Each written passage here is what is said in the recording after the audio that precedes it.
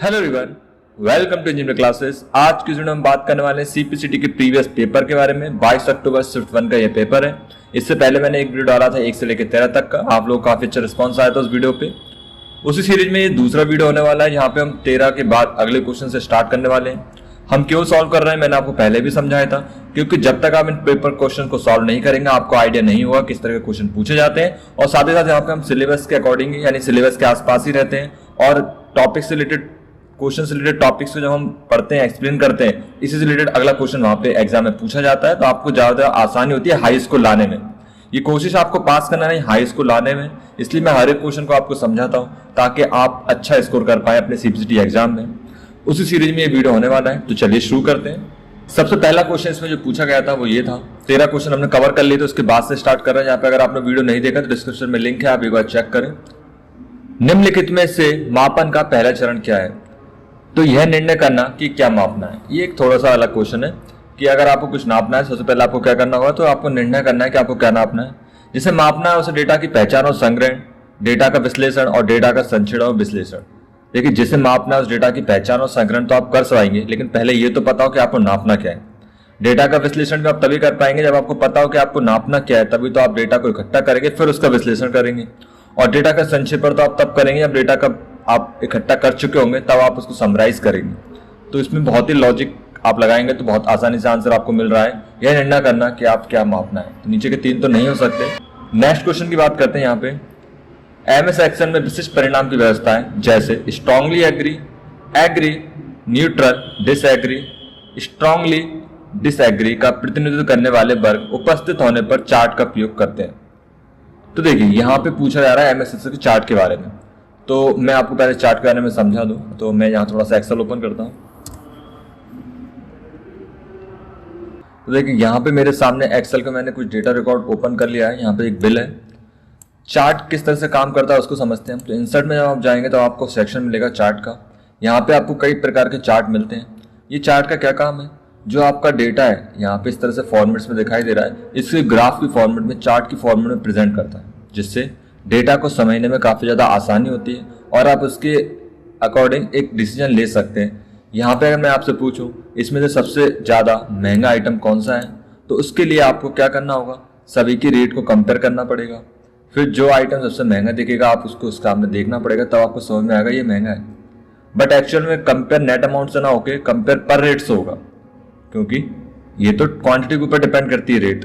तो यहाँ पे हम देखेंगे सबसे महंगा आइटम कौन सा है, तो इंग्लिश बुक सबसे महंगी है। यहाँ पे सबसे सस्ता कौन सा आइटम है, तो ये सेलो पेन। अब यहाँ पे तो 5 ही है, अगर और ज्यादा होते तो, या फिर इसी में भी आपको पहले ढूंढना पड़ता है, लेकिन आप इसको बड़ी आसानी से देख सकते हैं चार्ट की मदद से। तो यहाँ पे ये क्वेश्चन पूछा गया है, क्लस्टर्ड कॉलम एमएस एक्सेल विशिष्ट परिणाम। तो ये area chart, surface chart, line chart और क्लस्टर्ड कॉलम चार्ट होते क्या है।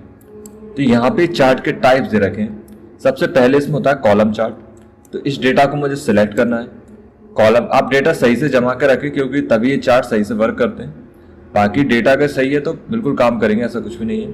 तो आप, मैंने एक फॉर्मेट बना रखा है बिल का। तो कलस्ट, आपने ये वीडियो नहीं देखा कैसे बनाते हैं तो आप प्लेलिस्ट में जाकर चेक करें। एक्सेल के ट्यूटोरियल्स में पहला वीडियो में बिल बनाना ही सिखाया गया था। कॉलम पे जाना है। यहाँ पे 2D कॉलम ले सकते, 3D, सिलेंडर, कोन, ये सब चार्ट हैं, कॉलम्स के चार्ट के टाइप। मैं भी सिंपल ही चार्ट लेता हूँ यहाँ पे। तो देखेंगे यहाँ पे बिल्कुल सिंपल ही आप देख पा रहे हैं कि किस सबसे महंगा क्या है। तो आप जो लाइन सबसे ऊपर है वो सबसे महंगा है। तो क्या सबसे ऊपर है, तो ये दिख रहा है इंग्लिश बुक। कलर को आप मैच करेंगे। सबसे सस्ता क्या है, तो जो सबसे नीचे है देखिए ब्लू, सेलो पेन सबसे सस्ता है। और ये बता रहा है क्वांटिटी, ये रेट, ये टोटल, ये डिस्काउंट और ये नेट अमाउंट। इसका मतलब क्या हुआ, नेट अमाउंट अगर देखोगे तो नेट अमाउंट में सबसे ऊपर कौन है, ये। तो ये क्या, इंग्लिश बुक। तो सबसे ज्यादा अमाउंट जो हमें पे करना है वो बुक का करना है, और सबसे कम अमाउंट पे करना है हमें इसका। सबसे ज्यादा डिस्काउंट किस पे मिला है, तो यहाँ पे ये ग्राफ ऊपर है, मतलब इंग्लिश बुक पे ज्यादा डिस्काउंट मिला है। उसके बाद हिंदी बुक पे डिस्काउंट मिला है, और इन सब पे बहुत ही कम डिस्काउंट मिला है, इसलिए बहुत नीचे है। ऐसे क्वांटिटी में अगर देखें सबसे ज्यादा क्वांटिटी इसकी है। ये कौन सा है, ये है मॉन्टेक्स पेन। तो मॉन्टेक्स पेन की क्वांटिटी ज्यादा है। अगर हम इधर चेक करें अपने, देखिए मॉन्टेक्स पेन की क्वांटिटी 50 है और बाकी सबकी क्वांटिटी कम है, इसलिए देखिए थोड़ा सा ऊपर है। ऐसे ही ये according to data chart automatic यहाँ पे फॉर्मेट हो जाता है। अब हम चाहते हैं ये जो है इधर आ जाए और ये इधर आ जाए, यानी इनके स्विच करना चाहते हैं हम रो और कॉलम को। तो सिंपली बस हमें इस पर क्लिक करना है। देखिए अब ये बता रहा है कि सेलो पेन की क्वांटिटी हिंदी पेन की क्वांटिटी, टोटल किसका क्या ज़्यादा है। अब ये वाला डेटा रो कॉलम का इस पे सूटेबल नहीं है, तो यहाँ पहले वाला ही बेटर था, क्योंकि इसमें फिर हम कुछ ज़्यादा पता नहीं कर पा रहे, बस हमें ये पता चल रहा है कि मॉन्टेक्स पेन की क्वांटिटी और रेट कितनी है, सबसे महंगा क्या है वो तो इसमें भी पता चल रहा है कि इंग्लिश बुक सबसे ज़्यादा महंगी है। फिर से मैं स्विच करूंगा तो ये बदल जाएगा। इसे हम इसका कलर बदल सकते हैं, ये सारे ऑप्शन ऊपर दे रखे हैं। इसको हम हटाएंगे डिलीट। फिर से हम इंसर्ट में जाएंगे। इंसर्ट में यहाँ पे कॉलम चार्ट में बिल्कुल इस तरह से ये चार्ट पे काम करते हैं। लाइन चार्ट पे जब क्लिक करेंगे तो ये भी सिंपल ही है, बस ये कॉलम्स में दिखाता है, ये लाइन्स में दिखाएगा। जब आप इस पर क्लिक करेंगे लाइन चार्ट तो देखिए ये भी सेम वैसे ही, जो सबसे ज़्यादा महंगा है वो लाइन ऊपर जाएगी और जो सस्ता है वो नीचे। किसी एक लाइन को हम लेके चलते हैं। मैं इसको थोड़ा छोटा करता हूँ या थोड़ा साइड में रख देता हूँ ताकि समझने में आसानी हो। ठीक है, अब आपको दिख रहा होगा। अब यहाँ पे अगर हम देखें इंग्लिश बुक, तो इंग्लिश बुक की क्वांटिटी है 20, तो लाइन है ये वाली जो ब्लू लाइन है स्काई ब्लू, ये यहाँ पर है। ओके, 20 से गया 120 यानी कि पर रेट पे, तो ये क्या लिखा है पर रेट, ये क्वांटिटी है ये पर रेट है। तो पर रेट पे देखिए लाइन थोड़ी सी ऊपर उठी, क्यों? क्योंकि 20 से 120 था। ओके, 120 से ये हो गया यहाँ पे 2400, तो ये लाइन सीधा ऊपर गई। क्यों गई? क्योंकि ये 2500 के पास आ गए 2400, फिर उसके बाद 2400 से ये आ गया 120 पे, तो वापस से लाइन नीचे आ गई, और फिर ये गया 2200 तो वापस से लाइन ऊपर चली गई। तो इस तरह से ग्राफ मूव कर रहा है डेटा के अकॉर्डिंग। ऐसे अगर हम देखें 3 आइटम, ये आइटम 500 से नीचे ही है, यानी कि रेट कभी 500 से ऊपर हुई नहीं। कौन 3 आइटम है? तो पहला देखेंगे मॉन्टेक्स पेन, दूसरा है यहाँ पे रजिस्टर ये, और तीसरा है यहाँ पे ये मॉन्टेक्स पेन हो गया, ये सेलो पेन है और ये है रजिस्टर। हिंदी बुक जो है वो थोड़ा ऊपर गया है 2000 तक, लेकिन बाकी सब सबसे ऊपर यही है। तो आप इससे भी समझ पा रहे हैं। डिलीट करेंगे इसको भी हम। इसी तरह से इंसर्ट में फिर जाएंगे। यहाँ पे लाइन चार्ट ऐसे पाई चार्ट होता है, ये एरिया वाइज आपको दिखाएगा, जो ज्यादा होगा वो बड़े एरिया में दिखाएगा, जो कम होगा कम। कॉलम के जैसे होता है बार चार्ट, ये बस बार में दिखाता है इस तरह से। ऐसे होता है एक स्कैटर चार्ट। स्कैटर चार्ट जो है वो इस तरह के डेटा पे काम नहीं करता। ये किसी दो वेरिएबल या किसी दो डेटा के बीच में कंपैरिजन अगर हमें करना हो तो हम स्कैटर चार्ट का यूज करते हैं। ये दो लाइनों को दिखाता है। जैसे मान लो यहाँ पे मैं एक एग्जांपल लूंगा, किस चीज का प्राइस है। जैसे 2001 में शुगर का प्राइस जो है वो इतने रुपए केजी था हर महीने, और 2022 में हर महीने या 2021 में हर महीने इतने रुपए केजी था। तो अब आपके पास दो डेटा है राइस के ही, लेकिन बस वो 2019 का है और एक 2021 का है, और यहाँ मंथ के नेम लिखे। तो आपके पास दो तरह का डेटा कंपेयर करने के लिए है। तब आप इस डेटा को सिलेक्ट करके स्कैटर चार्ट का यूज कर सकते हैं। यहाँ पे स्कैटर चार्ट इस तरह से बनाए जाते हैं। तो ये कितने समानांतर होंगे, कितने स्ट्रांगली बनेंगे, ये डिपेंड करता है कि उनकी वैल्यू क्या है। तो स्कैटर चार्ट दो वेरिएबल्स को कंपेयर करने में या उनके बीच में हमें कोई अनुमान निकालना हो या अनुमान निकालना हो तो हम इसका यूज करते हैं स्कैटर चार्ट का। तो इस तरह से आप इनका यूज कर पाएंगे। तो उम्मीद है आपको चार्ट वाला पोर्शन तो समझ में आया होगा। तो इसका आंसर यही है, क्लस्टर्ड कॉलम। क्यों? क्योंकि strongly agree, agree, neutral, disagree प्रतिनिधित्व करने वाले वर्ग इसी में उपस्थित होते हैं। Line chart, surface chart, area chart अलग तरह के चार्ट्स होते हैं। क्लस्टर्ड कॉलम इसका सही आंसर है। आप इसको एक बार प्रैक्टिस जरूर करें। क्वेश्चन थोड़ा सा अलग है, आपको शायद लैंग्वेज समझ में ना आ रहा हो, लेकिन जब आप इसको एक दो बार करेंगे तो आपको ऑटोमेटिक यहाँ पे आंसर समझ में आ जाएगा। नेक्स्ट क्वेश्चन की बात करते हैं। निम्नलिखित में से कौन से स्कैटर चार्ट का प्रयोग संतुष्ट देगी? अब फिर से स्कैटर चार्ट से क्वेश्चन पूछा जा रहा है, जो मैंने भी आपको समझाया। तो स्कैटर चार्ट क्या होता है? दो या दो से ज्यादा उनको अनुपात में बांटना या उनको दिखाना। तो देखिए यही बता रहा है, संख्यात्मक अनुपात दर्शाने के लिए आप डेटा को टुकड़ों में बांटना चाहते हैं। आप उस अक्षरेखा को लॉगरिथम परिणाम में बनाना चाहते हैं। तो यहाँ पे क्या लिखा है? नहीं किया जाता। अब उसमें क्या होता है, अक्षरेखा बनती है। एक अक्षरेखा मतलब एक लाइन बनेगी जिसके परिणाम हम बनाना चाहते हैं। एक हॉरिजॉन्टल रेखा बनती है, समान दूरी पर नहीं रखा गया, और क्षैतिज हॉरिजॉन्टल अक्षरेखा डेटा बिंदु होते हैं। तो इसका आंसर संख्यात्मक अनुपात दर्शाने के लिए आप डेटा को टुकड़ों में बांटना नहीं चाहते। ये काम इसमें नहीं होता। इसमें आप डेटा को कंपेयर करते हैं। कंपेयर करते हैं मतलब दो डेटा के बीच में, लाइनों के बीच में आप बांट देते हैं, दो लाइंस बन जाती हैं जिसमें आप डेटा को देख पाते हैं डॉट्स की फॉर्म में। तो स्कैटर चार्ट एक बार मैं इसका अलग से आपको समझा दूंगा चार्ट बना के, ताकि आपको ज्यादा अच्छे समझ में आ जाए एग्जाम्पल के साथ। तो स्कैटर चार्ट का सही आंसर है संख्यात्मक अनुपात दर्शाने के लिए। अगर आपको दोनों चार्ट के ऑप्शन थोड़ी कंफ्यूजन हो तो मैं एक बार इसका सेपरेट वीडियो फिर से बना दूंगा ताकि आपको ज्यादा अच्छे समझ में आए। तो अभी इन दो क्वेश्चन को अभी आप चाहें तो थोड़ा सा मेरे लिए इग्नोर कर सकते हैं, हम आगे इसकी बात कर लेंगे। बाकी जितना हो सके मैंने अभी समझाने की कोशिश की। अगला देखते हैं यहाँ पे, which of the below program is similar as antivirus program. लेकिन में से कौन सा प्रोग्राम एंटीवायरस प्रोग्राम जैसा होता है? तो एंटी फायरवॉल ऐसा कुछ भी नहीं होता है, एंटी थ्रेट्स, तो इसका सही आंसर है एंटी स्पाईवेयर। जैसे एंटीवायरस होता है जो वायरस को रोकता है, वायरस को खत्म करता है, ऐसे एंटी स्पाईवेयर कंप्यूटर में आए हुए फालतू के सॉफ्टवेयर्स को हटाता है। फालतू के सॉफ्टवेयर्स क्या होते हैं?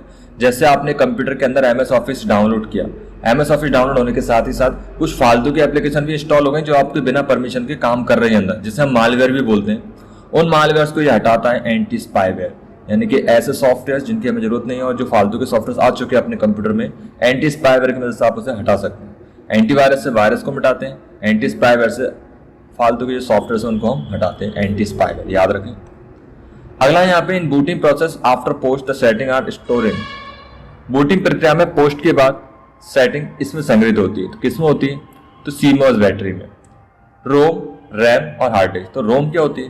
कंप्यूटर के अंदर जितना भी डेटा स्टार्टिंग के समय आता है वो सब रोम में ही सेव होता है। ये मैन्युफैक्चर द्वारा बनाई जाती है जो आपके मदरबोर्ड में इनबिल्ट होती है। इसमें क्या होता है? मदरबोर्ड का नेम, कंपनी के नेम आदि बाय डिफॉल्ट सेटिंग जो है सेव होती है और इसको हम केवल पढ़ सकते हैं, इसमें रीड राइट नहीं कर सकते। रैम क्या होती है? कंप्यूटर स्क्रीन पे जो भी दिखाई देता है वो रैम की मदद से ही दिखाई देता है। यानी कि जब कंप्यूटर स्टार्ट होता है तो डेटा रोम से रैम पे आता है और रैम से फिर डिस्प्ले पे दिखाई देता है। उसके बाद जब कंप्यूटर स्टार्ट हो जाता है फिर डेटा हार्ड डिस्क से रैम पे आता है और फिर स्क्रीन पे दिखाई देता है। यानी शुरू में डेटा रोम से रैम पे आता है, जब कंप्यूटर स्टार्ट होने लगता है तो फिर डेटा हार्ड डिस्क से रैम पे आता है। स्टार्ट होने लगता है मतलब जब विंडोज लिखा आता है, विंडोज 10 या विंडोज XP या विंडोज 7, तब लोड जो लेता है डेटा वो हार्ड डिस्क से ही आता है। लेकिन उससे पहले जो मैसेज आ रहे होते हैं ब्लैक स्क्रीन पे वो सब रोम से आ रहे होते हैं। और कहाँ पे आ रहे होते हैं? रैम पे। रैम पे क्यों आते हैं? क्योंकि प्रोसेसर द्वारा रैम को फास्टली पढ़ा जाता है, इसलिए पहले डेटा रैम पे आता है फिर स्क्रीन पे आता है। बूटिंग में यानी कंप्यूटर जब स्टार्ट होता है उसे बूटिंग बोलते हैं। POS का मतलब होता है पावर और सेल्फ टेस्ट। जब कंप्यूटर पावर ऑन होता है तो अपने आप एक सेल्फ टेस्ट स्टार्ट करता है। इसकी जो सेटिंग्स होती हैं वो CMOS बैटरी में संग्रहित होती हैं, जैसे डेट एंड टाइम हुआ या और भी बाय डिफॉल्ट सेटिंग्स है। तो CMOS कुछ नहीं है, एक सेल होता है। मैं आपको थोड़ा सा इंटरनेट पे दिखा दूं CMOS कैसा दिखता है तो आपको बिल्कुल याद रहेगा CMOS के बारे में। तो देखिए इस तरह का एक सेल होता है जो मदरबोर्ड में लगाया जाता है, जैसे घड़ी में सेल लगाते हैं हम अपने फौज घड़ी में, बिल्कुल वैसे ये होता है। 25-30 रुपीज़ या ऑनलाइन तो थोड़ा महंगा प्राइस बता रहा है ये। तो आप इसको मदरबोर्ड में चेंज कर सकते हैं। जैसे आपके कंप्यूटर में अगर आप डेटा टाइम सेट करते हैं लेकिन जब कंप्यूटर आप ऑफ करते हैं और डेटा टाइम फिर से रीसेट हो जाता है तो इसका मतलब ये आपका सेल वीक हो चुका है। तो आप क्या करेंगे? फिर सेल को बदल देंगे मदरबोर्ड में। मदरबोर्ड में कहाँ पे लगता है ये? तो एक बार मदरबोर्ड में भी देख लेते हैं, इससे आपको काफ़ी अच्छे से याद रहेगा। ये इमेजेस पे क्लिक करते हैं। आपको कुछ भी टॉपिक समझ में नहीं आता आप इसको गूगल करें और गूगल पे डिटेल्स में उसको जानें, क्योंकि जब तक टॉपिक समझ में नहीं आएगा तब तक आके एग्जाम अच्छे से पास नहीं कर पाएंगे, हाई स्कूल नहीं ला पाएंगे, रट के एग्जाम पास नहीं होता। देखिए ये मदरबोर्ड में इस तरह से लगा होता है, ये बहुत ही सिंपल तरीके से निकल जाता है, इसलिए कुछ भी नहीं करना है। छोटा सा स्विच होता है, इसको आपको प्रेस करना है, ये ऊपर उठ जाएगा। इसको निकाला हमने, फिर नया सेल जो उसको लगा दिया, बस हो गया। और एक बार आप CMOS का जो फुल फॉर्म भी याद रखें, वो भी मैं आपको बताता हूँ। CMOS इसे CMOS भी बोलते हैं, CMOS complementary metal oxide semiconductor, ये इसका फुल फॉर्म होता है। वैसे अभी तक तो कोई फुल फॉर्म नहीं पूछा गया आज तक, फिर भी complementary metal oxide semiconductor इसका फुल फॉर्म होता है। इसी में हम नेक्स्ट क्वेश्चन की बात करते हैं। अगला क्वेश्चन जो है वो है which topology used in bank ATM। कितना सिंपल इसका क्वेश्चन पूछा गया है। बैंक ATM में कौन सी टॉपोलॉजी यूज की जाती है? तो हमारे पास टॉपोलॉजीज जो होती हैं वो 4 से 5 तरह की होती है। नॉर्मल टॉपोलॉजी है वो आपको समझाता हूँ मैं। Star topology, ring topology, hybrid topology और निश टॉपोलॉजी। तो स्टार टॉपोलॉजी किस तरह की टॉपोलॉजी होती है?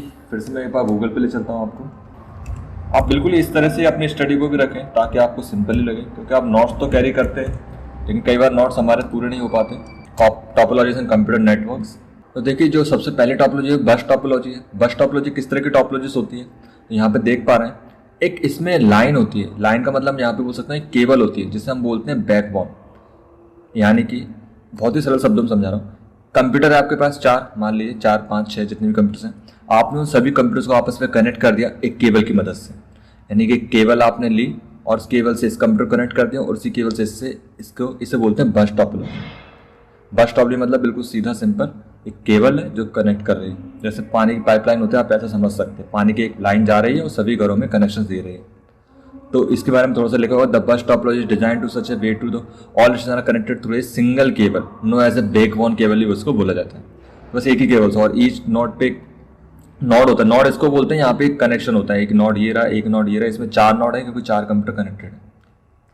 तो ये होगी बस टोपोलॉजी। अभी हम डिटेल्स में नहीं जा रहे, लेकिन इतना काफी है आपको जानने के लिए बस टोपोलॉजी के बारे में। अगला देखते हैं यहाँ पे बस टोपोलॉजी के बाद अगला होता है रिंग टोपोलॉजी। रिंग टोपोलॉजी क्या होता है, एक कंप्यूटर दूसरे कंप्यूटर से ऐसे कनेक्टेड होते हैं रिंग जैसे, यानी मेरे पास 5-6 कंप्यूटर्स हैं, तो मैंने पहले कंप्यूटर को दूसरे कंप्यूटर से कनेक्ट किया और दूसरे कंप्यूटर को तीसरे कंप्यूटर से और तीसरे को चौथे से, चौथे को पांचवें से, यानी एक तरह का सर्कल बना दिया, एक रिंग बना दी। इस तरह की टोपोलॉजी को हम बोलते हैं रिंग टोपोलॉजी। अब इतना लॉजिक तो आप लगा ही सकते हैं, जब रिंग टोपोलॉजीज है अगर इसमें से एक कंप्यूटर भी खराब होगा तो फिर आगे डेटा ट्रांसफर नहीं होगा, तो ये इसके डिसएडवांटेज में आता है। यहाँ पे कोई सिंगल केबल नहीं होती, सारे कंप्यूटर एक दूसरे से कनेक्टेड होते हैं रिंग के फॉर्म में। जबकि यहाँ पे डिसएडवांटेज क्या है, अगर ये केबल गई तो पूरे कंप्यूटर से कनेक्शन हट जाएगा, तो इसलिए कनेक्शन अलग अलग तरह के होते हैं। तो बस टोपोलॉजी अपना हो गया, इसके बाद हमारा हो गया रिंग टोपोलॉजी। अगले की बात करते हैं हम यहाँ पे स्टार टोपोलॉजी। स्टार टोपोलॉजी में क्या होता है, सभी कंप्यूटर्स को एक हब से, एक सेंट्रल हब से कनेक्ट कर देते हैं। ऐसा समझ लो कि आप सभी कंप्यूटर को एक मेन कंप्यूटर से कनेक्ट कर देंगे, ठीक। अब सारा डेटा उसी कंप्यूटर से सारे कंप्यूटर के पास जाएगा। तो इसमें अगर कोई दूसरा कंप्यूटर खराब होता है तो इससे और कंप्यूटर पर डेटा का कोई प्रभाव नहीं पड़ेगा, लेकिन अगर हम में कोई दिक्कत आएगी तो बस आप डेटा का ट्रांसफर नहीं कर पाएंगे। तो ये इससे बोलते हैं हम स्टार टोपोलॉजी। स्टार क्यों बोलते हैं, कि स्टार जैसा शेप बन रहा है इसमें, इसको रिंग टोपोलॉजी बोलते हैं क्योंकि इसमें सर्कल बनता है। और बस टोपोलॉजी में बस जैसा, जैसे बस होती है बिल्कुल इस तरह से कनेक्टेड होते हैं। अगला बात करते हैं यहाँ पे अगली टोपोलॉजी ट्री टोपोलॉजी। ट्री को मतलब ट्री मतलब पेड़, जैसे पेड़ की कई शाखाएं होती हैं, तो इसमें भी इसी तरह से यूज किया जाता है। यानी कि एक लाइन्स होती है, फिर 2 कंप्यूटर्स कनेक्ट होंगे, 3 होंगे, फिर उससे और भी कंप्यूटर कनेक्ट हो जाएंगे, तो एक ट्री टाइप की टोपोलॉजी बनती है, इसको हम बोलते हैं ट्री टोपोलॉजी। तो आप इनको चित्र से इनके नाम से याद रख सकते हैं। मेश टोपोलॉजी, मेश टोपोलॉजी क्या होती है, इसमें आप सारे कंप्यूटर को आपस में कनेक्ट कर दो रिंग के फॉर्म में और कनेक्ट कर दो स्टार के फॉर्म में भी, यानी कि सारे कंप्यूटर एक दूसरे से कनेक्टेड है। जैसे कि आप देख पा रहे हैं, ये वाला कंप्यूटर जो इससे कनेक्टेड है और ये वाला कंप्यूटर इससे भी कनेक्टेड है, और ये कंप्यूटर जो इससे कनेक्टेड है और ये इससे कनेक्टेड है, ये कंप्यूटर इससे कनेक्टेड है, और एक और लाइन बीच में भी हो जाएगी जो कंप्यूटर इससे कनेक्टेड होगी, यानी सारे कंप्यूटर एक दूसरे से कनेक्टेड है, इसलिए इसको बोलते हैं मेश टोपोलॉजी। मेश का मतलब होता है मिलाना, उसी वर्ड से ये बना है मेश टोपोलॉजी। तो इस तरह से आप देख पा रहे हैं यहाँ। एक और होती है हाइब्रिड टोपोलॉजी, जिसमें 3 या 4 से अधिक टोपोलॉजी को अगर मिला दे तो हाइब्रिड टोपोलॉजीज बन जाती है, लेकिन मेनली तो ये 4-5 होती है। क्वेश्चन की तरफ चलते हैं हम। यहाँ पे लिखा था बैंक एटीएम में किस टोपोलॉजी का उपयोग किया जाता है, तो इसका आंसर है स्टार टोपोलॉजी। क्यों, आपके एरिया में कोई एटीएम होगा, थोड़ी दूर एक और एटीएम होगा, थोड़ी दूर एक और एटीएम होगा, ये तीनों एटीएम कनेक्ट किससे हैं, आपके बैंक के सर्वर से। तो अभी हमने देखा स्टार टोपोलॉजी में सारे जो कनेक्ट डिवाइसेस हैं, ये देखिए, जैसे मान लीजिए एक एटीएम है, ये एटीएम सब किससे कनेक्ट है, बैंक से, तो इसे स्टार टोपोलॉजी बोलते हैं। एक एटीएम दूसरे एटीएम से कनेक्टेड नहीं है, इसलिए इसको रिंग टोपोलॉजी नहीं बोलेंगे, ना बस टोपोलॉजी बोलेंगे। तो इसका आंसर है star topology. Ring, hybrid topology और मेश टोपोलॉजी इसका आंसर नहीं है। तो उम्मीद आपको समझ में आ गया टोपोलॉजीज। अगला बात करते हैं the term HPUPD stand for, यानी कि यहाँ पे फुल फॉर्म पूछा है। HPUPD का पूरा नाम क्या है, थोड़ा याद रखना पड़ेगा। HP universal print driver. Universal print driver वो होते हैं, जैसे आप कोई प्रिंटर कनेक्ट करते हैं अपने डिवाइस पे, लैपटॉप या कंप्यूटर्स पे, तो इनके ड्राइवर्स आते हैं। यूनिवर्सल ड्राइवर उसको बोला जाता है जिसमें सारे सॉफ्टवेयर होते हैं, जैसे स्कैनिंग करना, प्रिंट करना, फोटोकॉपी वगैरह, जितने भी उस प्रिंटर के फंक्शनैलिटीज हैं वो सब आपको यूनिवर्सल ड्राइवर्स में मिल जाती हैं।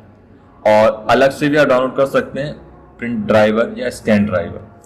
तो HP का भी ड्राइवर आता है, इसे यूनिवर्सल प्रिंट ड्राइवर यानी शॉर्ट में UPD बोला जाता है। ये याद रखने वाला क्वेश्चन है, समझने वाला ज्यादा नहीं है। चेंज केस विकल्प एक बर्थ दस्तावेज में सभी चयनित पार्ट को छोटे अक्षरों में दिखाता है। लोअर केस, अपर केस में हर बार बोलता हूँ, क्वेश्चन जरूर पूछा जाता है, ऐसे फिर से पूछा गया है।